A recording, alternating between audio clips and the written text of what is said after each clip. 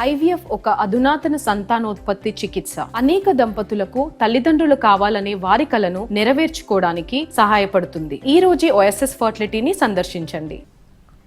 తెలంగాణ విద్యుత్ కమిషన్ చైర్మన్గా justice Madan B లోకూర్ను నియమించింది రాష్ట్ర ప్రభుత్వం. జస్టిస్ నరసింహారెడ్డి స్థానంలో జస్టిస్ మదన్ బి లోకూర్ను నియమించారు. 2011లో ఉమ్మడి ఆంధ్రప్రదేశ్ చీఫ్ జస్టిస్గా పనిచేశారు లోకూర్. గతంలో సుప్రీంకోర్టు న్యాయమూర్తిగా కూడా పనిచేశారాయన. గత బీఆర్ఎస్ ప్రభుత్వంలో జరిగిన విద్యుత్ ఒప్పందాలపై విచారణ జరపనున్నారు జస్టిస్ మదన్ బి లోకూర్.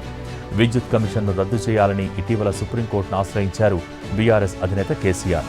అంతేకాదు విచారణ కమిషన్గా ఉన్న జస్టిస్ నరసింహారెడ్డి ప్రెస్ మీట్ పెట్టడంపై అభ్యంతరం వ్యక్తం చేశారు. దీనిపై విచారణ జరిపిన సుప్రీంకోర్టు కమిషన్ ప్రెస్ మీట్ పెట్టడంపై తప్పుపట్టింది. వెంటనే విచారణ కమిషన్ను మార్చాలని ప్రభుత్వానికి సూచించింది. దీంతో కొత్తగా జస్టిస్ మదన్ బి లోకూర్ను నియమిస్తూ ఉత్తర్వులు జారీ చేసింది తెలంగాణ ప్రభుత్వం.